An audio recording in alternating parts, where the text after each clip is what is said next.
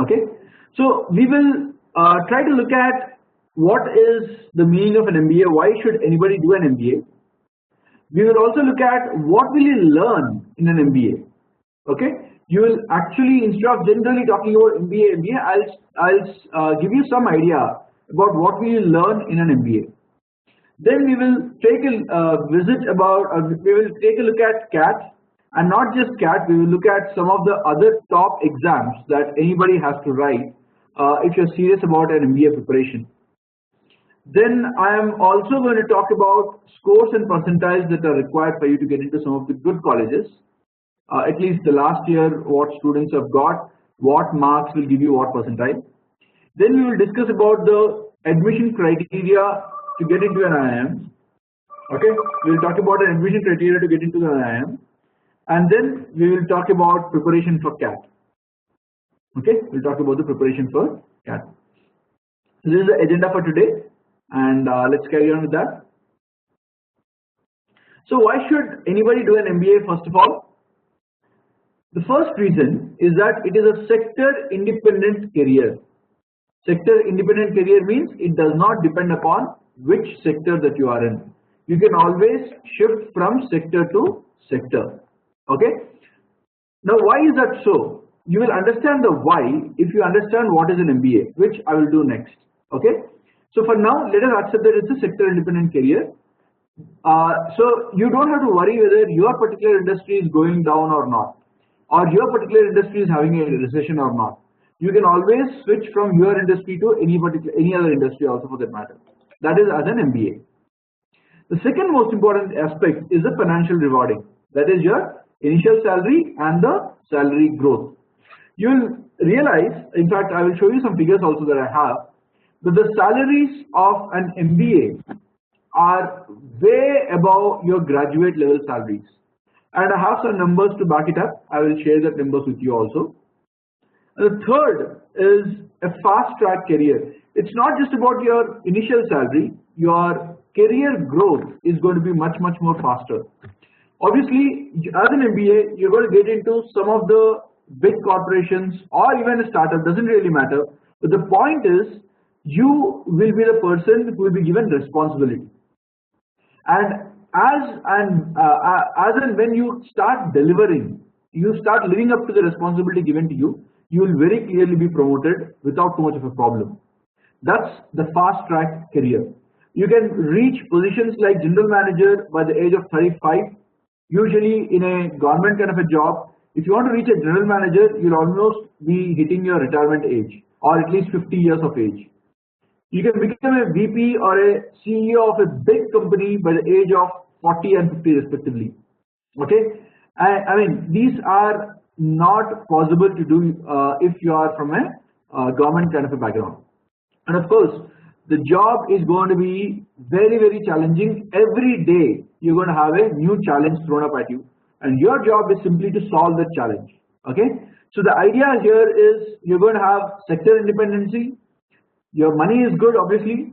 Your career is going to have a upward trajectory which cannot be matched by any other kind of education. And of course, the challenge is, if you like that kind of a life wherein it's not a typical 10 to 5 job and you get bored, if that's not the kind of life that you look at, definitely this is the kind of job that you have to get into, or this is the kind of career that you have to get into. Okay, but before getting into that, let's try to understand why did I say that it's a sector independent career. For that, we will try to see what is MBA and what will you learn in MBA. In this course of 2 years, usually it's a 2-year program, you will get introduced to 5 major areas. First, finance and accounting. Then sales and marketing. Then you will be getting into HR, that is human resources, and operational behavior, OB, HR and OB. OB is organizational behavior. I'll explain what it is. And then you will be getting into operations and quant. and lastly you'll be getting into IT and networks and technology. Broadly, your education of 2 years will be classified into these 5 areas. Now, what is each one of them? Obviously, finance and accounting, almost all of you have some idea or the other. Dealing with money. When a company has excess money, what will the company do with the money? How will it spend that money, or where will it invest the money? That is one aspect of it. When company wants money, where will the company take the money from? Okay, what is good? Should it go for issuing of equity, or should it go for taking of a loan? So on and so forth. So the theory behind when should you do what, and of course the accounting part of it will be taught to you in under finance and accounting. And that's a, by the way guys, what I'm saying is a very cut short version of finance and accounting. Effectively dealing with money, when what you do when you have excess, and what you do when you don't have money, how do you raise money.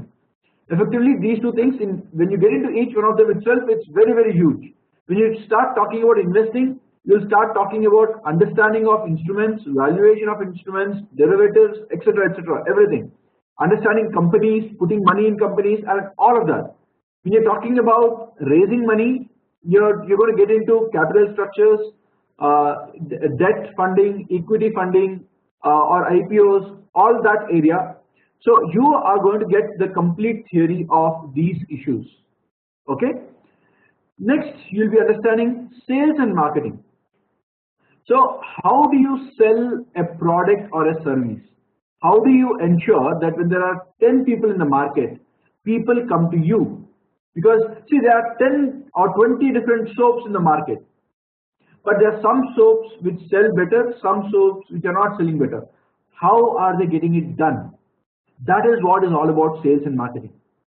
Ensuring that people like your product and come to you. That is sales and marketing. The third is your HR and OB. Now, what is HR and OB? HR and OB is internal to an organization, ensuring that your employees are well taken care of. Having a mechanism in which there is a transparency of appraisals, there is proper training given to the people. Whenever there is a internal dispute, there is a mechanism in which the dispute can be resolved, right? So all these things will be taken care of by your HR. Dhruv is asking a good question, guys. Just a minute. Right. So continuing with this, HR and OB is all about internal people management, right? Dealing with their problems, or dealing with their appraisals, or giving them timely training, anything and everything to ensure that your employees are motivated, your employees are well taken care of. What makes them happy? The theory behind that, the psychology behind that, a little bit of psychology also. All of that you will be getting into as a part of your HR and OB. OB is organizational behavior. The next is your operations and quant. You will be required to go through statistics basically, and you will be required to understand the extension of quant into operations. Basically, what is operations? Operations is a subject which deals with getting in efficiency into your system as a company. Okay, so for example, if you want a particular raw material to be delivered from a particular place A to a particular place B, what is the best way to take it from A to B such that the time and the cost is less?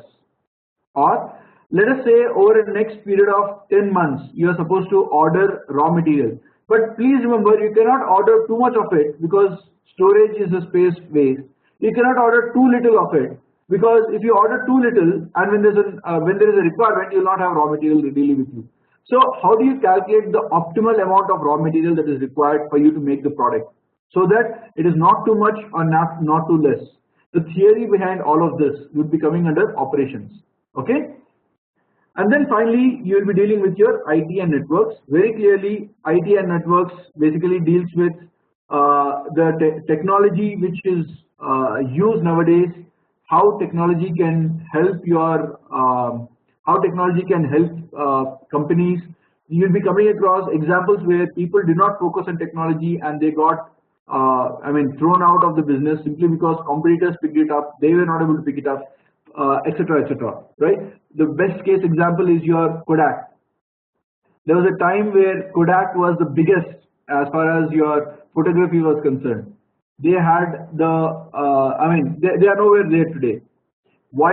What went wrong? They were the people who could not adapt to technology change.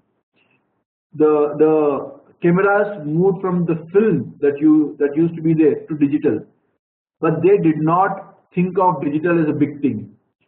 Everybody, all the competitors picked it up, they could not pick it up quickly. They were delaying, and because of which they don't exist anymore. Okay, so you will be coming across so many things and you'll learn what goes wrong if you don't do certain things like this. So that is what you're going to learn in this IT also. Okay, so these are the basic ideas. Yeah, Dhruv has got a question. I'm just asking him.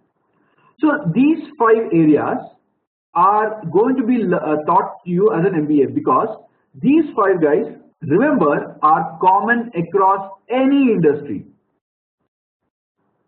Okay, whichever industry you take, when you want to sell something, you have your sales and marketing.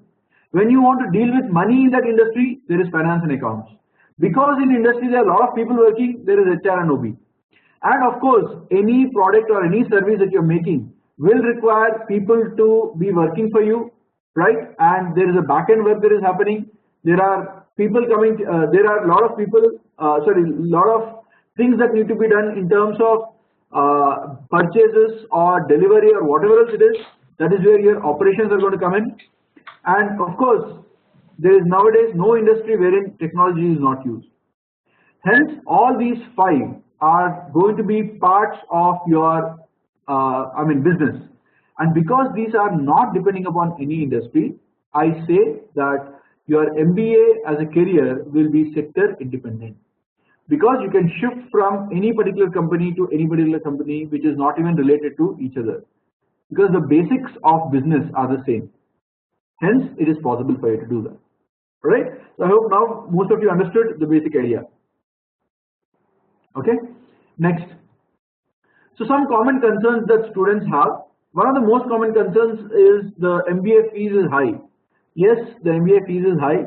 The IIMs and the other private institutions do charge anywhere in the range of 12 plus lakhs. In fact, if you look at some of the IIMs like Ahmedabad, Bangalore, Kolkata, these are having the range of 18 to 20 lakhs. That's the fee for 2 years. If you look at Lucknow, Indore, Kozhikode, these are in the range of 16 to 18 lakhs. Okay, so the fees is not cheap. It is costly. But then do you have to worry about it? My answer is a big no. Don't worry, because you have educational loans. Believe me guys, educational loans are very, very simple the moment you have a call letter in your hand. If you have a call letter saying that you are admitted into any of the top colleges in the country, the banks will line up to give you loan. It will take you only that slip and a certificate saying that, or a ID card saying that you are so and so person. That is all that is required. They will give it to you standing in a queue. You will not be required to stand in a queue. That's how coveted these educational institutes are, and that's the power of these brands. These institutes are very, very big, and none of the students getting into these institutions will have a financial problem. So the banks know it, and the banks want to give loans to you because you will repay the loans without a problem. Okay, so don't worry about fees. The fees are high, yes, but it is worth it simply because you will be in a much better position to pay back the loans within 2 years. Now, the other question which people usually ask me is, do I need work experience? Should I not work first? Right, the answer very simply is that if you get an opportunity, or the best time for you to prepare is when you're in the college. Simply because when you're in the college, you will have maximum amount of time. It's a different issue that many of us wasted it. I wasted it when I was in my college. Many of you would also are wasting it or would have wasted it. But the point is, when you are in the college, you will have time to prepare because there is no other pressure from you except to study. Yes, there will be a college functions, there will be a college exams, but please remember, all of them are timely. You know what is going to happen, so your plans can be perfect. Once you start working, your plans will go for a toss. Simply because you will not know when what is going to happen. Your work life is going to be very, very hectic. Especially the first year, you will start undergoing trainings. And those of you who are thinking of writing in the first year, you will have a problem writing unless you are in a very chilled out job. The first 3 to 4 months training is going to be so rigorous that you will hardly have any time preparing. So those of you who are out there thinking of when should I write, and if you are in the college, this is the best time, friends, because third year, this is people who are in the third year of engineering or second year of your BCom, BSc or 3-year courses. This is the time for you to prepare for the best. Now what about work experience, guys? Work experience, guys, because you guys will not be able to spend so much of time, the IIMs basically say that fine, you get your work experience, and because you will not have so much of free time to prepare, we will give you some additional bonus if you are a work experience person. So the idea is something like this. If you are a fresher, let's say an IIM Ahmedabad looks at 99.6 marks percentile to get into the college for a fresher. For a work experience guy, it will say, look, I understand that you are working hard and you are working also and studying also. So you just get 99.2 or 99, that is enough for me. And I will say both of you are equal. So the advantage of a work experience guy is that you can afford to get slightly lesser marks but still become equivalent to a fresher. And the advantage for the fresher is that you are in the best possible position to put in time and effort, so that getting this 99 point something is not going to become a difficulty. So these are the two sides of it. Now if you ask me, are the placements difficult or not, the answer is definitely placements are not difficult at all. If you look at all the top colleges, in fact especially the Ahmedabad college which I just spoke about, they have 23% freshers. Freshers are people with 0 to 1 year work experience, either 0 or under 1 year. 23, that is almost 1/4 of the batch is like that. And obviously all of you know Ahmedabad has got 100% placement, which means whether you are a 0, 1, 2, 3, 4 years work experience people, there is no problem. You will get placed because that is what the college excels in. It will ensure that you are well prepared for your final career after the 2 years of preparation. You don't have to bother about it. Okay. Only thing is, start writing as early as you can in your third year or final year because you'll have more attempts. See, if you are already waited till 3 years of work experience and you didn't write, which means the pressure will start building to you because 3 years work experience, then if you cannot crack CAT in 3 years, third year work experience, then fourth year comes in, and then fifth year comes in, and then you will start realizing that all your friends are already doing their MBA and you haven't given that many attempts. Please remember guys, CAT might take multiple attempts also. It is no guarantee that there's no guarantee that the first time you write you're going to get it. So you have to keep, because you want to write multiple times, you have to have that option open. My suggestion is you write as soon as possible. Okay. And the other question which usually people ask is, what about non-engineers? The answer is, if you are a non-engineer, you are actually better off. Assuming that you and an engineer are of equal intelligence levels, the IIMs will give preference to you. Who is you? The person who is a non-engineer, because they have been getting only engineers and engineers forever. They don't want engineers anymore, frankly. So what they do is they give extra weightage to non-engineers. Just like your work experience, a non-engineer can get a 98 and become equivalent to an engineer who is getting a 99. And this is a relaxation which a non-engineer gets. I'm using these numbers as reference, guys. These are not exact numbers. Please don't say that 98 becomes equal to 99. I'm just using this as examples. The actual calculations will be done by the IIMs, but the idea behind the values which I'm saying is, yes, you can afford to get slightly lower marks and still be considered equal to an engineer. Okay. Aritra's question: why does IIMs prefer IITians over other colleges? You are mistaken, Aritra. IIMs do not prefer IITians over other colleges. It is just that IITians end up getting higher marks. Nothing else. Okay. Please remember, there is no preference of IITs over other colleges ever by any institute, any IIM. But what happens is, if I say as an Ahmedabad, I want a 99.8 percentiler or a 99.7 percentiler, usually people who score this high turn out to be IITians. I'm saying usually, it is not guaranteed. There will be a lot of people who are not IITians also. Okay, that is the reason why you find more IITians. Just because there are more IITians in the college does not mean that they prefer. Unfortunately, they score well, or fortunately for that matter. Okay, they score well, hence they get in. There is no discrimination. Please don't worry about it. Does it answer your question, Aritra? Okay, let's continue now. Thanks, Aritra. You can now take out the tick mark.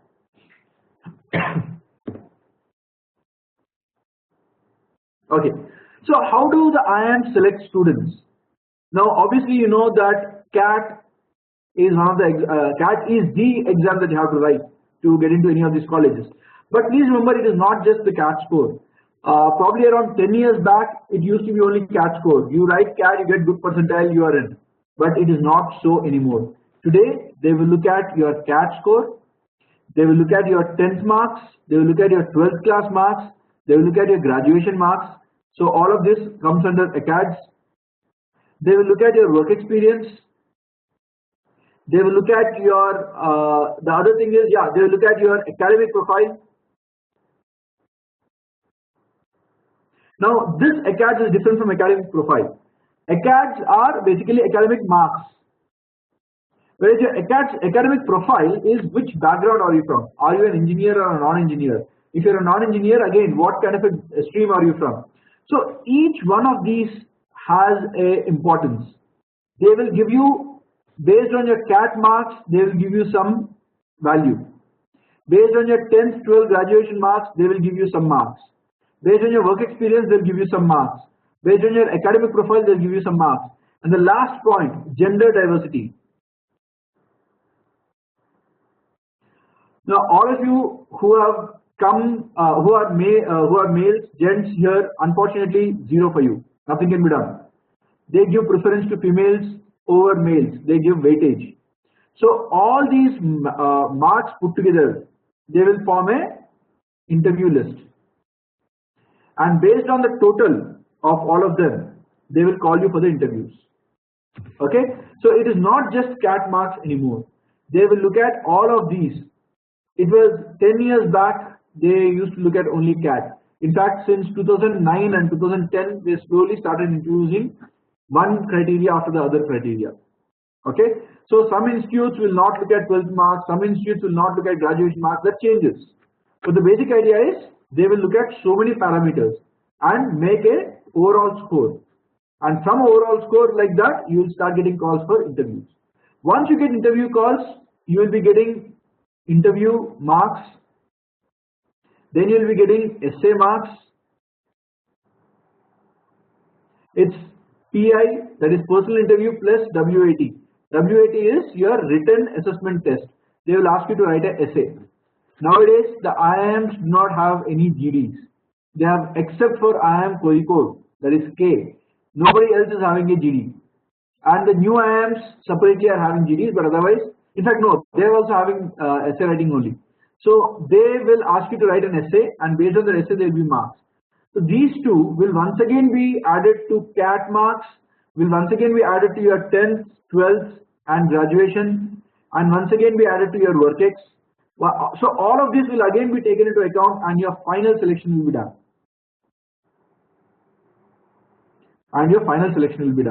So getting into the IIMs, it's a process wherein so many parameters will be considered. Okay, right. Moving forward, what are the key exams that anybody has to look at. Guys, the most important exams that you have to write if you are serious about your MBA preparation. First exam is CAT. CAT usually happens in the month of December or January. November or December. Okay, CAT usually happens in the month of November or December. In fact, till last before year, it always used to happen in the month of November. Only last year was the first time where they conducted in December first week. Okay, it's a computer-based exam wherein the questions will be coming to you in front of a computer. You are supposed to answer them in the computer itself, but the rough work can be done on a paper and pencil. I mean, using a paper and a pencil. They'll give you paper and pencil. Okay. Okay. Another good question asked by Aritra.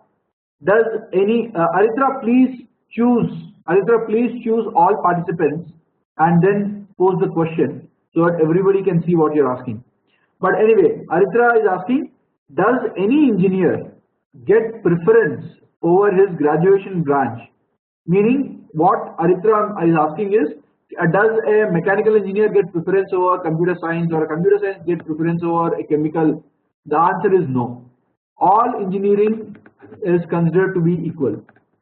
Unless you are from a B architecture, that is Bachelor of Architecture, or B Pharma, Bachelor of Pharma, and that kind of this thing, which is not your mainstream engineering. Except for those courses, all other courses are considered to be the same.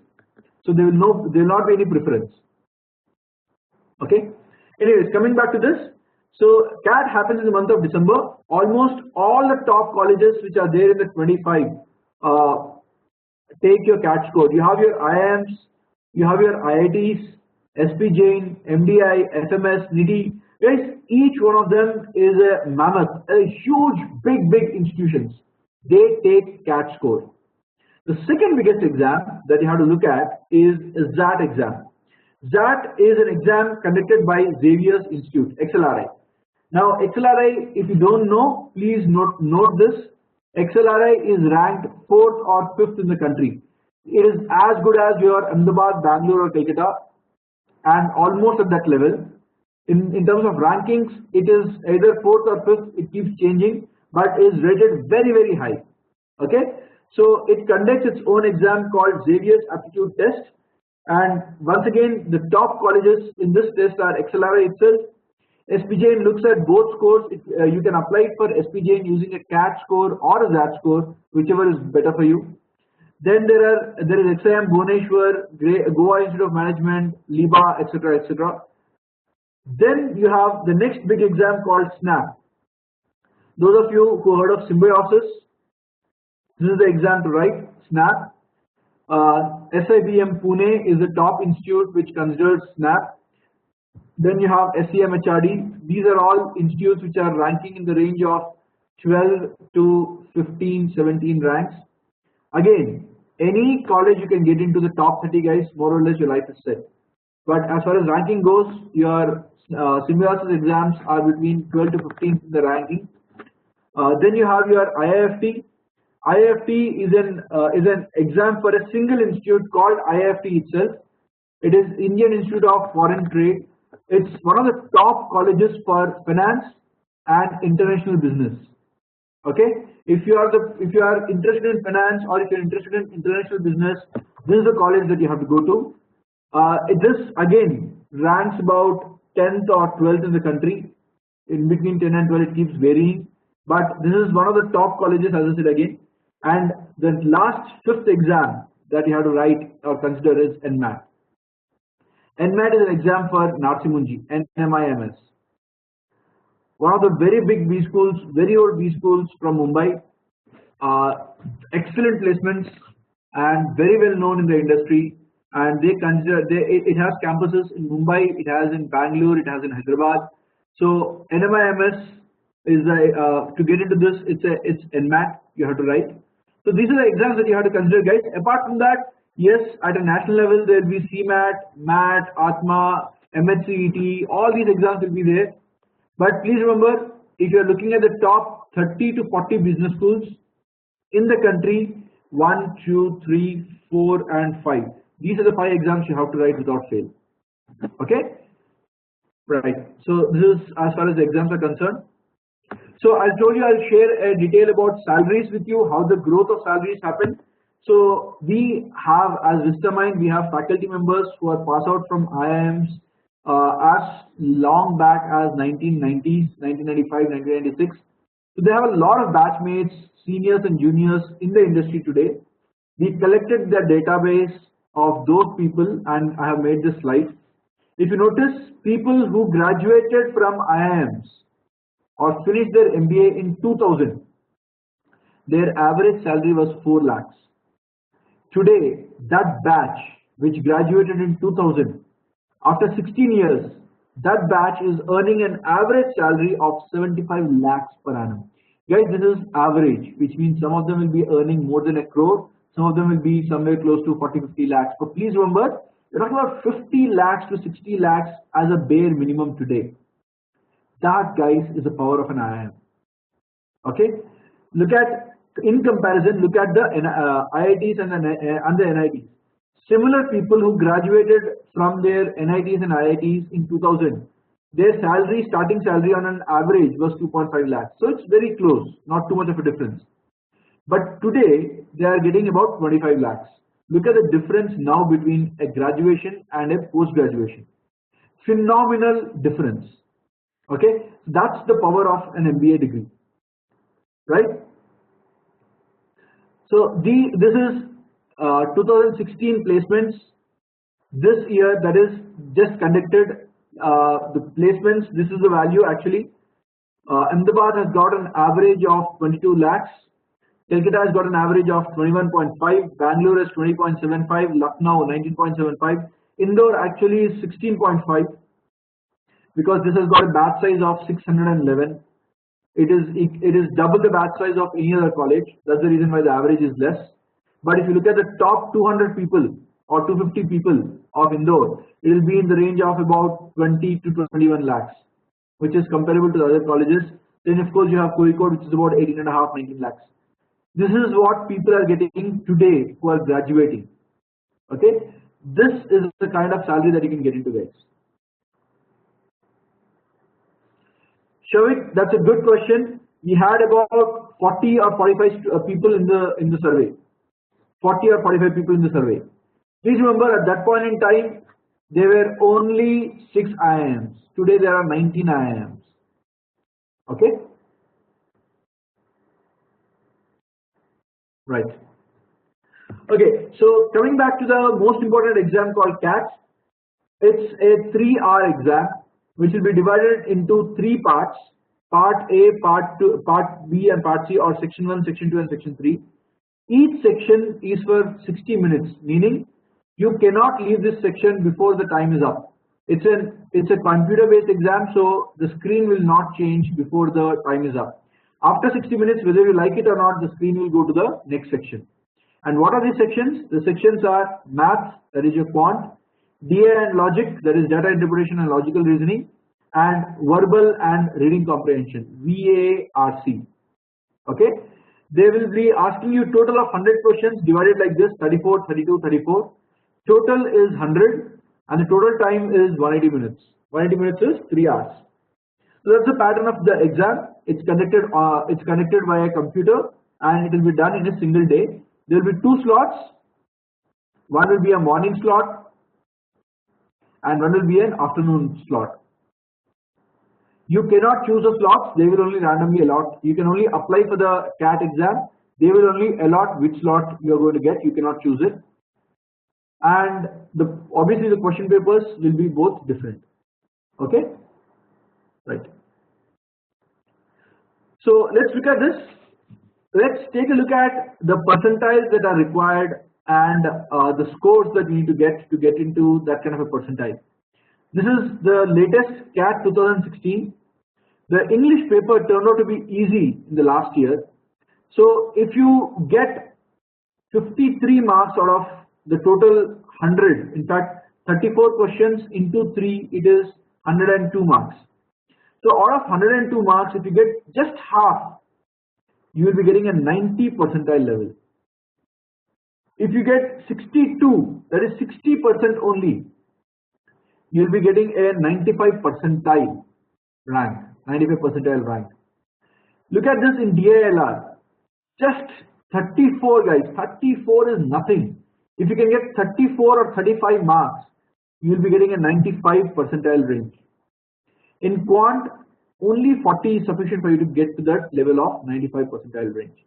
Guys, if you can get this mark, you will be getting calls from some of the very good colleges in the country. So out of 300 marks, 100 questions into 3 is 300 marks. Out of total 300, you have to get less than 50% of the marks. Less than this, 123. If you get 123, you will be getting a 95 percentile. Okay, 95 percentile. Now, what is the meaning of a percentile? Percentile is like this. If 100 people write the exam and you got the first rank, your percentile is 100 people, you are first, how many people are behind you? 99. So 99 out of 100 people into 100 is your percentile, 99. If you are 10th ranker, then that means there are 90 people behind you out of 100 people into 100 in terms of percentages is 90 percentile. So percentile is nothing but number of people behind you divided by total number of people. That is number behind you divided by total test takers. Obviously, you have to multiply it by 100 to get a percentage. So percentile is, this is the meaning. It is not the marks percentage. It talks about how many people are behind you. Okay. So that's what this is. So what is the nature of this exam? Why is it so difficult to get these marks in the first place? The reason why the marks are difficult to get is because you cannot mug it up. It is not a test of skill, it is a test, it is not a test of memory, it is a test of skill. You cannot open books 2 days before the exam, mug it up and expect to score very good marks. It is not like your graduation. My engineering friends who are here will understand what I am saying, or the other graduation stream friends also. Please remember guys, it is not the way in which you prepare for your exam. You cannot start 2 days before and say, okay, my subject is perfect. This requires continuous practice. You have to develop the skill, not the memory. Now, how do you prepare then? If you can't mug it up, how do you prepare? You will have to first understand fundamentals. See, it's like this. If you want to learn how to drive a car, you can't read a book and then go and drive a car. Reading the book part is, or listening to somebody is the fundamental. That's the concept. But what you need apart from the concept is practice. You will need test drive. Similarly in CAT also, just listening to lecture, just listening to concepts is not enough. Concepts are important, but you need to be able to practice so much. Okay, so it requires concepts as well as lots and lots of practice. Next, it's a balanced preparation. What is the meaning of a balanced preparation? Balanced preparation is very simple. You should spend time on your weak areas as well as your strong areas. Usually what students do is, okay, somebody thinks, okay, I am weak in RC, so I'll keep preparing only English. They will forget that there is a quant also, they will forget that there is a LRDI also. What happens because of which? You might become slightly better or okay or better in your RC, but because you do not practice the other two areas, you're going to lose out in that. Please remember, to get a call from the top colleges, you have to get minimum marks in every section. You have to get minimum marks in every section. Especially for the IIMs, if 2 sections you are excellent, but 1 section you do not do good, they will not call you. You have to be good in all 3. Okay, so you cannot leave your preparation on only one thing, or you cannot prepare only one thing. You have to have a balanced approach. And the second thing is a smart approach. What is the meaning of a smart approach? Smart approach is it's a strategy of writing your mocks. So I'll explain this to you. For example, you have a question which takes you 5 minutes to answer, one question. Another question which will take you 2 minutes to answer. Okay? But whichever one you answer, your answer is always going to be plus 3 marks. Obviously, attempting the 5 minutes is the wrong option. You should attempt the 2 minutes one because you will save 3 minutes. In this 3 minutes, probably there is another 2 minutes question you can solve. So you will end up getting 6 marks. Whereas if you sit on this, you will get only 3 marks. So that is what is called as smartness. Just because you can solve a question does not mean that you have to sit and solve. Many of you or a lot of students I've come across in my life have done this mistake. They know the method, hence they will start solving. But please remember, some questions, though the method is known, the time taken to solve it will be very long because the method is long. So you will end up spending 5 to 6 minutes on a question and you know the answer to that, but it's a waste of time that you are doing. You might as well spend it on 2 different questions and get 2 answers because they will not differentiate between one question and the other. You will be given same marks for each question. So it is about maximizing. It's about smart approach. That is what is called a smart approach. Not just this, lot of such examples. Some of you have the habit of starting with easy questions or your favorite areas. Let's say in quant. Let's say you are good in geometry. Okay, some students want to start with geometry because they are good. So their thought process is, okay, I am very interested in geometry. Let me start with geometry. Whatever I don't like, I will leave it to the last. Some people have a different idea of thinking. Okay, look, I don't like geometry. I don't like geometry at all. So let me start with geometry first. Okay, because I'll finish off whatever I can and I'll throw it out. Then I'll be having only focus on areas that I like. So it depends from person to person. What is more comfortable to you? You have to realize what is comfortable to you and stick to it. That will take time. You need lot of mocks because your practice will depend upon your idea of what is right for you, what is not right for you comes only when you start writing your mock exams. When in the pressure situation you decide something and that is helping you out, that is when you will know that this is the approach to take or this is the strategy I have to employ in the test. For that you require lots of mocks. And not just mocks, guys, there is no point in writing mocks without right guidance. You need somebody who can go through your mocks, who can look at it and tell you that, okay, look, my friend, this is a mistake you are doing. You are unnecessarily spending time on questions that you should leave, or you are spending time on a question and you're not getting the answer and you are losing confidence after that. So the analysis of your mocks, that is what is very, very important. It's like a cricket match. You can't just keep having net practice. You need to know what is it that you need to practice for, right? So a coach should be there at the back end. The coach should keep telling you what is it that you're doing wrong. Only then will you improve. You can't just keep hitting ball after ball without understanding what is a mistake. So that is where the right guidance comes in, right? So these are the things that you have to keep in mind when you are going for a preparation. Okay, is it clear? So Vistamind is running live online coaching for cats. What is the purpose of this? The purpose of this is we realize that a lot of students do not have the time to travel and spend time for classes. Okay, especially if you are in some of the cities. The problem that you guys are facing is you want to spend about an hour and a half and traveling to and fro. Especially if you're already working, you'll be so exhausted that you will go and sit in the class, but then nothing gets into your head. There is office pressure, there is traveling, hectic, the thing in your life. So all of that will ensure that you're not going to get too much of a benefit out of it. So what we are doing is we conduct classes in the mornings, 7 o'clock to 9 o'clock AM, or we conduct classes in the night, 9:30 to 10:30. 9:30 to 11:30 PM. You can choose any one of these 2 batches and we conduct online classes. These are live classes, not recorded like what we are doing today. The faculty will be here. They take the classes, they teach you the theory, they'll give you the problems, they will make you solve the problems. Just like you're asking me doubts, you can give the answers also in that point in time.